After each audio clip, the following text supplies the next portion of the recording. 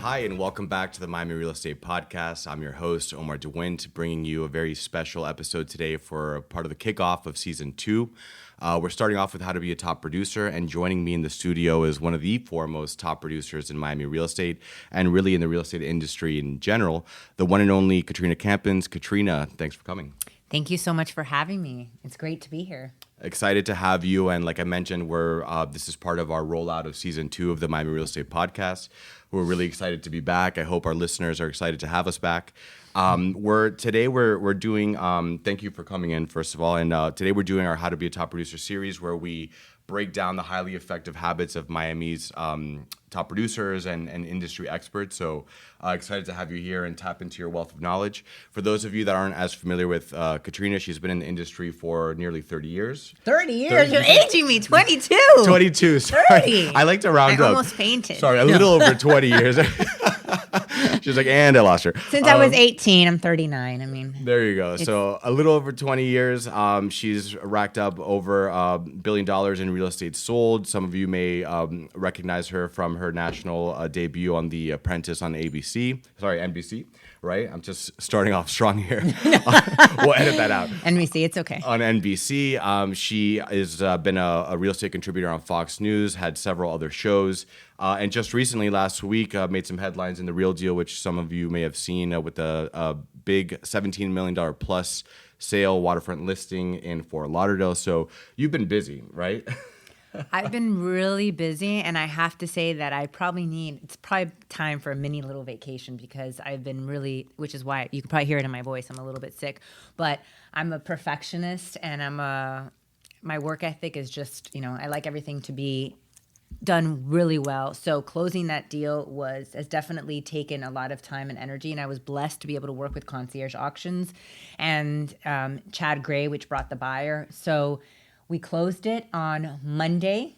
It was a great day, to say the least. Yeah. So ready for a vacation, but yes. Before you jet off to for some R&R, I think today we want to give our listeners some more tips, tricks, strategies, methods. I know you have an exciting announcement for us in the show. You're launching a new program. But before we get into all that fun stuff, why don't you tell us a little bit about yourself and sort of your trajectory up until today? So I started doing real estate when I was 18 years old. I really wanted to work on Wall Street, and I wanted to be a day trader. And so I only applied to schools in New York, but then I got pegged by the real estate bug. I started flipping properties when I was 18 years old, when it wasn't the cool thing to do then. And quite frankly, I didn't really even know what I was doing at that point in time, but I somehow figured it out. And with a finance background, that definitely helped. And then I got my real estate license at 18, and nobody helped me when I first started. Everybody promised to help me, but really I took my exam, and then what? What do you do? So I really had to learn the industry on my own. And I always said that one day I want to give back. I have so many people that have reached out to me throughout the years for advice on how do I get started? I passed the exam. How to become a top producer? How do I get into the luxury field? How do I negotiate this deal? And so I decided that I wanted to launch a coaching program to be able to really help those people, because there's so many people that I want to help, but I can't mentor each and every one of them, one person at a time. So the coaching program allows me to really touch base with people from all over the country. And then I provide a monthly call where people can ask me for, questions about the deals that they're working on, or, the ins and outs of real estate. That's amazing. And so you hit on something that we talk a lot about on the show, and that's when you come out of the gate as a realtor, when you get your license. It's kind of like that now what? In school, they teach you a lot of the legal aspects, right? But not necessarily the business, the marketing, and sort of what to do. As a result, I think about the latest statistics I saw was that 50%, 50, of realtors fail within their first 6 months. So it's a staggering, scary statistic. Most people, when they think of real estate, they think of $1 million listing and sort of the glamorous life. But so tell me a little bit about how one, and as it relates to your program as well, and your personal experience, what are some of the most important things to do in that now what phase when you're starting as a new licensee? Well, I think before we even get to that, I think it's really important to touch on what you just said, which is you have to set expectations for yourself, because everybody sees HGTV and, the show that I had on Hot Listings Miami, and people think it's glamorous. And, I joke with other agents, like we're in the middle of a deal, we're working till 11 o'clock at night, once a seller or a buyer is being difficult, and we're like, oh, they said real estate would be glamorous. They said it would be fun, and you're working twice as much as you would from a 9 to 5. So you have to love this industry deep in your soul to be able to succeed, because it's not a get-rich-quick scheme at all. So set expectations and give yourself time to be able to succeed, because you're not going to, unless you have amazing, amazing contacts and really good friends that want to buy a $20 million house from you the day after you take the exam, chances are it's not going to happen. So I think it's important to really understand first how to choose a broker. What is it that you need? I think a lot of brokerages have a manager that will assist you with contracts, with just the ins and outs of getting started. Do you work on a team? Do you not work on a team? What are the pros and cons of each? And I go through that, in the coaching program as well. And I think working on a team is not a bad idea when you first get started, because you can learn so much from having a mentor. And that's really the only way to have a mentor, because let's face it, you're competition in a big company, to another agent. And so they're not going to necessarily want to help you unless there's a benefit involved. And there's only so many hours in a day. So yeah, I agree 100%. And I think at least speaking from the surveyor perspective, we really value that, and that personal attention, the human touch, even down, from the brokers and the CEOs getting down in the trenches, as you would say, and sort of helping those agents develop. But when you're talking about a team and choosing a team, I don't know if I'm skipping ahead here, but what are some of the ways, or what's your advice on how to approach it? Because as you mentioned, there may be the bit of the competitive factor, but what's your advice on that topic? Well, I think it's important to understand your values. I think that's first and foremost. Like, what is your value system? Because in order to really choose the right path, you need to understand your values. Is it, do you want a certain amount of family time? Do you want, is success the most important thing to you? And what is success to you? Is it happiness? Is it money? Is it fame? Like, what is it? And so in understanding your value system, you have to choose the right team and understand, okay, am I willing to do open houses every weekend to be able to get buyers? Am I willing to make that sacrifice at the beginning?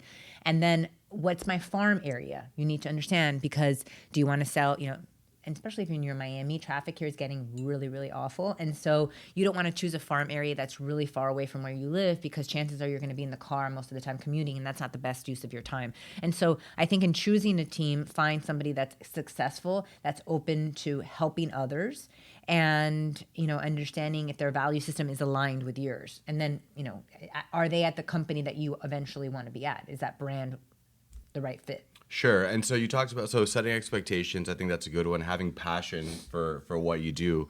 You can totally empathize with that from the marketing perspective. It's crazy hours and whatnot, but you love it, right? So, and then sort of understanding what your priorities are. So I like that. If for those that aren't necessarily going straight into the team approach, or maybe they think it's not for them, or they don't have that opportunity, what do you think is most important for a new realtor to do, or even one that is, let's say, established, to set themselves up for early success right out of the gate?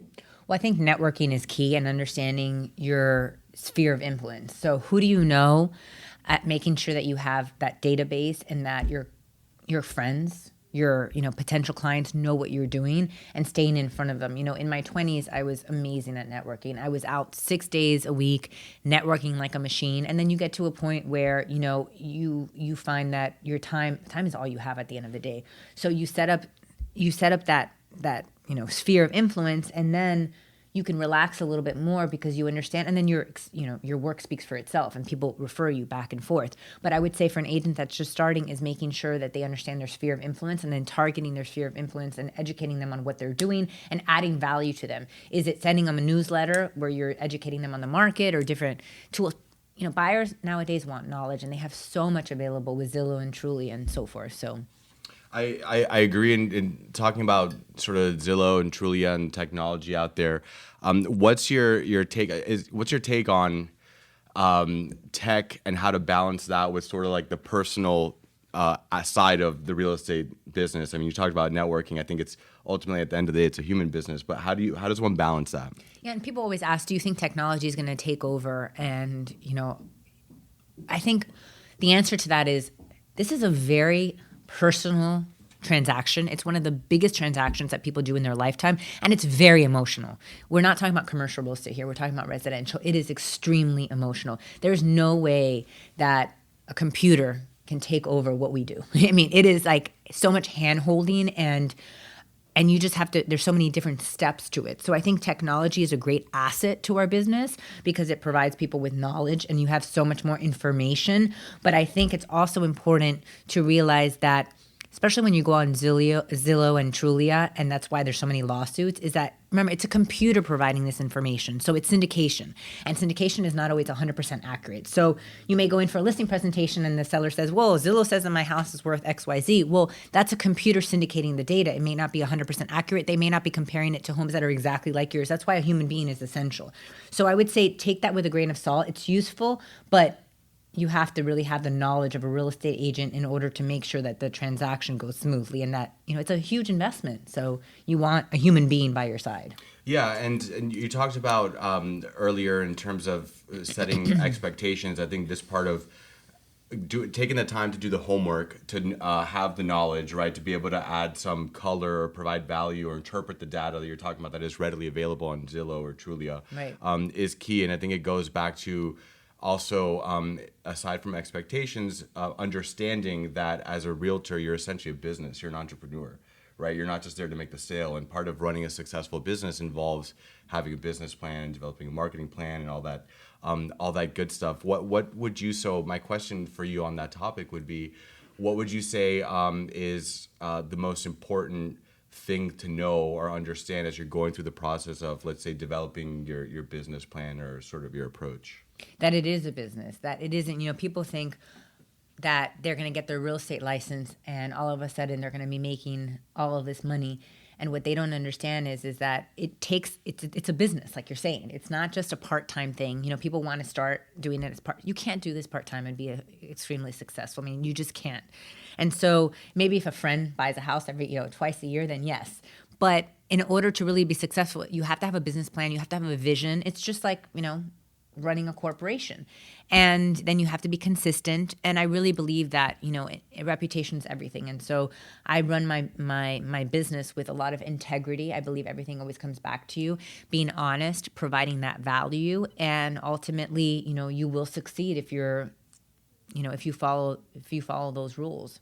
I love it. Ladies and gentlemen, we're talking to Katrina Campins here on the Miami Real Estate Podcast, getting into some excellent insights on being a top producer. So Katrina, tell me, take me back sort of towards the beginning of your career and your journey. What were some of the biggest milestones, would you say, that helped set you apart from being a new agent who's working hard in networking to sort of crossing that next level? Well, I first started remember, I was 18. So at 18, it's very difficult for an adult to take you seriously with this huge transaction. But I think that the way that I actually proved myself was I started doing small little rentals and slowly started developing the confidence of those adults. I would go to networking events and I think back to it and it's almost comical, like this little 18-year-old giving out her business cards. They probably were like, oh, let's give her a chance. She's trying. Ultimately, it was a friend of mine who gave me the first opportunity. I had done a lot of rentals for him and he was buying his first home in Coral Gables. I started my career in Coral Gables, Coconut Grove, and I helped him buy his first house. I think it was like 300-something thousand at that time. And that was a huge, like, hooray moment, Is it hooray? Hurrah? Hooray? I think hooray. What does Oprah say? I don't know what Oprah says anymore. But she says, you get a car, you get a car. It was kind of like that moment, if you will. And so after that, he would refer me to people, and then those people would refer me to people. And it's a slow process at first. Doesn't happen in a minute. Overnight. Yeah. Right. And that's why I think most people, like you're saying, or 50% of people fail in this business is you're not going to get out of real estate school and all of a sudden be making $20,000, $30,000 a month. It's just not going to happen, unless maybe you're the 1%. But sure. You have to be realistic in your expectations. And I think nowadays we live in an instant gratification society where everybody wants Instagram fame and they just want to make money quickly. And I don't think that's not longevity in this industry. Yeah, absolutely. And it's you hit on it there. It's cultivating, building relationships, not a client list, right? You have to sort of just really get to know and invest in the people that you're working with and working for. Yeah. And then it's sort of it's a cycle, I think. Yeah. So let's talk a little bit more about the program. We talked about sort of taking realtors, or you talked about that it takes realtors from start to finish. What are some of the aspects in there, let's say in the middle of the road of that journey that the program sort of offers, or how does it work? So I also go through contracts. A lot of people start and they don't know how to read contracts. They don't know how to fill out contracts. I show you how to fill out contracts. I show you how to present an offer. I show you, and one of the biggest chapters in Campins coaching is called self-mastery, which is something that I speak around the country about, which is how to master yourself. Because if you're able to master yourself, that's the greatest form of wealth, right? In my opinion. And understanding, again, your value system so that you can serve other people's values. And when I meet a new client, and I go through this in the program too, it's what is important to this person. It's kind of and JC knows this, but I always ask people, what's your astrological sign? And people are like, stop asking that. There's a reason I ask these things. It's because I want to understand that person's personality, even if some people believe in it and some people don't. But I want to understand also their life, what shows up in their life. Because according to what shows up in their life, it dictates to me is what's more important to them. Are they a partier? Do they want to be close to, the nightlife? Are they really focused on family? Is the school system important to them? So if I understand that person, I could better serve them. So it's not that I'm trying to get into their, their soul. I'm just trying to understand what's important to them. So I go through that a little bit in the program, and in addition to, the contracts and the black and white stuff of real estate, like the contracts and the logistics and so forth. I also go through the emotions of it, how to really negotiate too. And so I had some crazy deals along the way. So and I want to hear about those. So, but I want to pause for a second, or double click, as our producer likes to say, on the astrology, because I love that you do that. So, first question is, how often do you find that that sort of the readings, if you will, are accurate, or sort of? Well, I would say I've learned a lot about astrology along the way, and it's actually something that I want to even study to a higher extent, because I've studied human behavior. I've studied quantum physics to really understand people and why they behave certain ways. Because I think that, and I have to remind myself of this daily, is life is all about perspective, right? So my perspective on something is different than yours. So we may be in the middle of the deal and you may think, oh, she's trying to be difficult, and I may think, oh, he's trying to be stubborn. But really, it may be that we're just looking at things completely differently. So as far as astrology is concerned, I want to understand, okay, what's your sun? What's your moon? Why is someone acting this way? Like if you're a Capricorn, for instance, and I don't want to get too much into astrology, but if you're a Capricorn, I know you're a task, like you're all about doing tasks. You're great. You want to go from A to Z. You don't really want to hear the in-between. So I'm a Taurus. What is that? Oh my God. I swear to you. Well, let me here. tell you something. I attract Taurus people, from friendships to my husband's a Taurus, my mom's a Taurus, my brother-in-law's a Taurus, one of my greatest friends is a Taurus. I cannot escape Taurians, and that's not a bad thing. You're great because you're loyal and very family oriented. You're Earth, so I'm a Libra. I'm all about peace, love, and happiness. So the Taurus people ground me. So that's why I continue to attract them in my life, is because whether it's a friendship or my husband, which is extremely stubborn sometimes, he's gotten better. I'm sure he's listening to this live. And my mom, I've found that you attract what you need in life, right, in order to become the best version of yourself. And so, what's your birthday? May 4th. Oh, so it passed. Happy birthday. Yeah, thank you. It was about a week or two ago. Yeah. So I find that it works, and so when I'm doing a deal, actually I have so many clients that are, the deal that I just closed in Fort Lauderdale, the seller was a Taurus, and oh my God. Wow. Yeah. And another big deal I'm doing right now, he's a Taurus too. And the buyer of that house was a Taurus, and his wife was a Libra. So I'm telling you, it all kind of, when you look at it on a large scale, it all kind of comes together. And that's why people tease me about, Reiki, and I'm big on energy and spirituality and just understanding, why people do certain things. Sure. And so I read a lot of quantum physics books for a long time just to understand human nature. And, Frankie, which actually filmed this whole program with me, Campins Coaching, he's like, oh my God, there she goes again. And I'm sure he's probably listening going, stop talking about astrology. We're selling real estate. And I'm like, no, but I understand. But it's like intertwined because we're all human and we all, we all behave certain ways, right, for a reason. And people are fascinated with themselves, let's face it. So astrology tells you more about yourself. Yeah, well, hopefully being a Taurus buys me some goodwill after butchering your years of experience at the beginning of the show. What's your wife? What sign is she? She is, I'm not sure what sign she is, but she's September 18th is her birthday. Oh, so she's a Virgo. And today is our 4-year anniversary. Congratulations. Celebrating a lot this month, right? Yeah, my 6-year anniversary was on Monday, the same day that the house closed. But Virgos and Taurus, that's my dad's a Virgo, my mom's a Taurus. Okay, so we should start a relationship podcast, right? Right, so we're teetering on the edge of totally taking this off topic, but what do I need to know about the Virgo-Taurus relationship while we're here? It's great because Virgos are very grounded and the women make great wives and great mothers. So actually, Leira, which may listen at one point in time, she actually is with Dora Puig's team, and she used to work with me, and I adore her. She's a Virgo. My dad's a Virgo. My brother's a Virgo. So I'm telling you, it works very well. Amazing. Yeah. So, all right, now that we've covered some good ground on astrology, I'm going to look into that some more. Let's talk about negotiation because you were getting into that, and that's a topic that we haven't really done much of a deep dive yet on the show. So, tell me, I guess. Well, first, why don't we start with what was your most difficult or interesting negotiation? I've had some pretty difficult negotiations, and I tease a lot of people recently, and some agents, some top producing agents in this market. It's a small circle, so we all know each other. And I'm doing one deal with one agent, and every single buyer I've brought to him has been extremely difficult.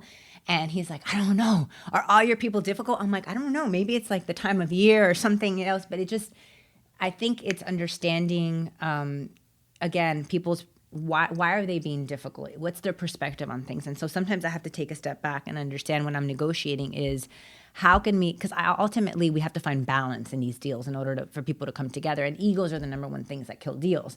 So the minute that people get egos involved, everything blows up. So I try to really be kind of that, balancing force between the people to understand, okay, let's remove the ego from it. What is the goal? How do we get to the end result?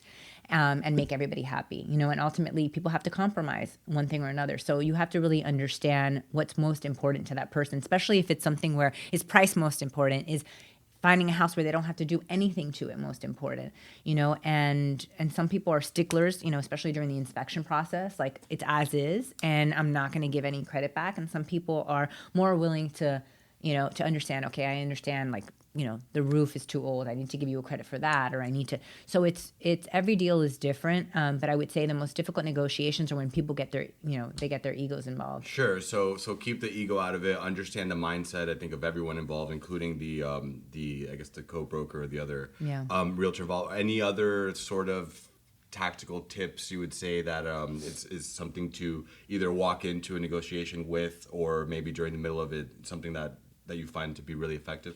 I think communication is key. I think nowadays people don't communicate the way that they used to because of technology, and that could be a huge hindrance in deals. So people sometimes think I'm an over communicator. I don't like small talk, but I like to, communicate about every aspect of why people are doing certain things during the deal. So it's important to keep that line of communication open rather than say, okay, he doesn't want to give you a credit. Plain and simple. No, explain it. He doesn't want to give you a credit because of X, Y, Z because they already reduced the price this much, or he's willing to give you a credit because he understands. Just communication. And it's so simple, but we don't communicate. Yeah, nowadays, it's so funny and perfect that you said that, because I was just literally recently having a conversation with someone who was working with a realtor and just was frustrated. Not in this company, by the way, just for the record, was frustrated because they felt like they were waiting on just sort of, it was almost like pulling teeth to get info on the status of the deal from the realtor. And I mean, it's like, come on, communicate. That's what you're here for. And I have to balance it out myself because I want to, the minute someone sends me a text message, I want to be able to send them a message right back. But that creates also a sense of like this with me because I'm responding, in real estate, it's like constant. So it's this and this and this and contracts and negotiations and inspections and mortgages and, and attorneys and everything else. So it's also making sure that you communicate with the client, but also making sure you're not scattered, which I have to do a better job of because I have so many people that I want to respond to, and realizing that, one at a time, but communicate with them because there's so many realtors that don't even answer their phone. And so many people say to me, oh my God, like, you answered your phone when you call. Like, people will call me and say, I cannot believe you answered the phone. Or I'll show up to a presentation and people tell me, you're so much more humble than I expected you to be. And so there's these preconceived notions, first of all, that I won't answer the phone because I've been on television. Mm-hmm. So TV has its positives, but it also has, these perceptions that it creates. And also when I walk in and they're like, you're normal. I'm like, yeah, I was raised extremely well. We're all made out of the same fabric. I work really hard. Nothing's ever been given to me. I've earned everything. So I have an appreciation for everything that I've done because I've worked hard to get there. I'm not entitled. And we're all human at the end of the day. And, none of us are getting out of here alive, let's face it. So, you might as well be nice and work towards, getting the deal done. But answering the phone is a big one. Yeah. Responding back to people. I think that's and now in the age of going back to that technology and the personal touch, it's like we're so reliant on text or email. It's just pick up the phone and hear the voice. And even sometimes for me personally, like when doing just random on conference calls or whatnot, I try to do video conference if possible because then you can at least see and and have that connection. Yeah. So you talked about something else there in terms of not being scattered. I want to dive into that because you are an entrepreneur, you're a mom, as you mentioned, off air, a wife, you just launched this program, traveling and whatnot. How do you keep yourself balanced and grounded, and what are some of those rituals that others out there can apply to find balance in their lives? So that's an excellent topic. So when I was living on Miami Beach and I was single and I didn't, and I wasn't a mother, I would work out every morning at Gold's Gym. I would do my meditation, eat my healthy food. I was still balanced, like read my books, do my real estate, everything. And then life happens, and I'm blessed to be, a mother, a wife, but with that comes a lot of responsibility. And I think as women specifically, we're nurturers. So we want to be like, you want to take care of everybody and you want to make sure that everything's okay. And you're always worried about that. And I've had this newfound respect for women ever since I was a mother because I never really took time off. Right after I was doing a listing agreement while I was in labor, and I'm thinking back to this, like, what was I thinking, And then even afterwards, I was multitasking, and it's really difficult, to do it all. They used to say, you can have it all. I think you have to choose, time, like what's most important to you every single day. And I'm really hands-on with motherhood because I believe like it goes by so fast. I've experienced it. He went from being born to 18 months in a second, and you can't ever get those memories back. And so that's really important to me. Being a good mother, being a good wife, family is all you have at the end of the day. So I don't go to events as much as I used to, let's say, because I'd rather spend time with, my son and my husband and family. And so, but at the same time, you have to set boundaries. And I know that's really difficult in real estate. And some months are better than others for me of, people call me now, let's say they call me at 8:00. Well, that's the time when, either I'm bathing my son or we're getting him to sleep or whatever it is. And I can't take calls during that time. And I just set those boundaries. Whereas before, maybe I'd answer that phone in a split second, but you have to set, and I think people respect you more for it at the end of the day as well, because it's really, let's face it, it's really difficult to balance it all, And I think that's why spirituality is very important, and whenever I get off center, I remind myself and alone time is really important to be able to rebalance yourself. Like I'm somebody that needs my alone time. If I don't have my alone time, I get completely off balance because I need to regroup with myself, So take care of yourself first, because without health, we don't have anything, Absolutely. And once again, ladies and gentlemen, we're talking to Katrina Campins of the Campins Company and now of the, what is it? Campins Coaching. Yeah. Very exciting. Make sure you check it out.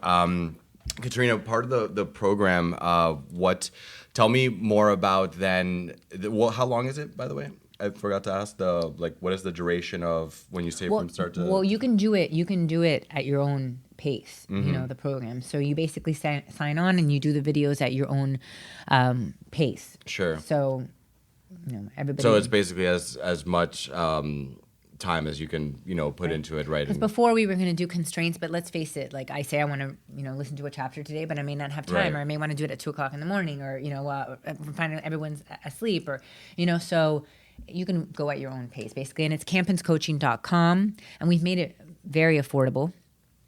JC, what are our prices now? $59.99 a month. Yeah. And $349 for the year. Yeah, so it's $349 for the year. It's extremely, reasonable, and $59.99 for the month if you want to pay on a monthly basis. And it's really important to invest in yourself. And I filmed so much content that I couldn't even believe. Speaking of motherhood, I filmed it while I was pregnant, and so you see it like through the progression of the video. I'm getting bigger and bigger and bigger, and I filmed a lot of content. Last minute or not last minute, couple conclusion questions to wind us down. I would say, what, in your opinion, is the thing that sets a good agent apart from a top producer?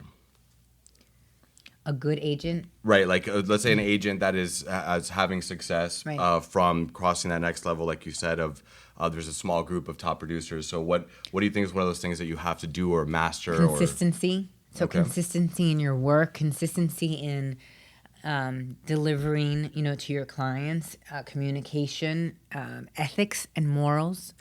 I think that if you're a good person and you do everything by the book, things will come back to you. And you have to work hard, hard work never fails.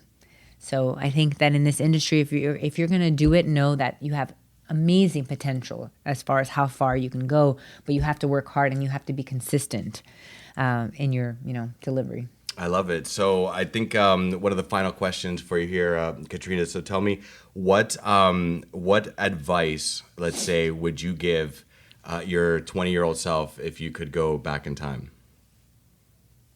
About real estate or in general? Where do I start? I'll leave that to you to decide. I have some, I don't want to say, because everyone says I don't have any regrets. I do have certain regrets about things like opportunities. Like, a lot of people don't know this, but Lady Gaga's manager reached out to me and flew me to LA and put me in touch with, all of the top agents that were managing Lady Gaga, and they wanted to put me on the Home Shopping Network to sell stuff. And I, at that point in time, was like, no, like, I'm not going to be not a Home Shopping Network it was, to sell things. And I said, I'm not going to sell stuff on Home Shopping Network. And I'm thinking, now that's how people are making, tons of money. But I just didn't feel like it was aligned with where I wanted to go. And maybe some people may say, kudos to you for not swaying and sticking to your value system. But I think I should have probably removed my ego from that situation. I was young. That's one. And I also, like, whenever I was filming TV stuff, I was so obsessed with integrity and ethics and doing stuff right. And I wanted to make sure that everything was like my perspective of what integrity was. But my perspective may be different than somebody else's. And so I would say to open yourself up a little bit more to different perspectives. As far as real estate is concerned, there was a time when I lost my passion for real estate, quite frankly, because I had built the Campins company. I had tons of people, and everybody was telling me what to do and how to do things. And I'm fiercely independent. So I think in a desire to become so big, I lost who I was and my passion for the industry. And so if I had to go back, I would have probably done what I'm doing now, which is, it's me. You call me, you get me. I show the properties. I have very few people on my team, and I'm interacting with the agent, because there was like a period there of 3 or 4 years where I just lost, I wanted to do everything but real estate. So, you have to kind of open yourself up to life. And there's signs in life. I always think, now I would pay more attention to those signs. Like, why are certain things happening? Why is someone, being placed in front of me? There's a reason for everything. So awesome. I love it. Keep that passion. Your face, I have to say, was so funny when I asked you the question. I meant to tell you at the beginning we're going to have some curveballs. You're like, didn't see that one coming. Okay, so this one's a little easier. What mantra or sort of quote do you live by that sort of guides you? Think be greater. Always strive to be the best version of yourself. Never compete with anybody else. So I'm never worried about what the person next to me is doing, because we're here for different purposes, and we all have a potential to be great, and it has nothing to do with the person next to you. So don't compare yourself to anybody else. Strive to be the best version of yourself. I love it. And then we have a little reading list, a recommended reading list going that we accumulate over the course of the show. So tell me, what book are you reading right now, or what was the most sort of influential book that you read that impacted you positively? The first book I ever read in real estate was Barbara Corcoran's book, actually, before she became hugely famous. She, I think it's called I think it's called If You Don't Have Big Boobs, Wear Pigtails or something like that. Something like That very would not have catchy. been published in the 2000s. That's so funny. So something, it was Barbara Corcoran's book. And after that, I've read a lot of books more on spirituality than I have real estate, believe it or not, because I think it all flows together. And I would say lately I haven't read a lot. There was a time there when I was reading mostly about quantum physics, which you guys are probably like, who wants to read about quantum physics? So that's the dork in me, you know. Okay, I like it. And then so last one to take us out here, what parting thoughts or message do you have for our audience of future would-be top producers and current top producers that are listening? What message do you have for them? I would say don't pay too much attention on what other people think of you. You know, really look deep down within your soul and focus on what's important to you. And there may be, especially when you become successful, so many people throw opportunities at you and not all of them are aligned with what you want. So just stick to your guns, like be open, but stick to your guns as far as what you want out of life. And ultimately you define your own success, you know, whether that's happiness, maybe that's not making tons of money and being hugely successful. Maybe it's being a mom, maybe it's being, you know, so success is different to each and every one of us. But ultimately we all just want to be happy, right? At the end of the day. Yes, we do. I like it. Katrina, thanks so much for coming on the show. I hope you guys enjoyed it. And yes, thank you. So good luck with the new venture. Thank you. Appreciate you. Take care, guys.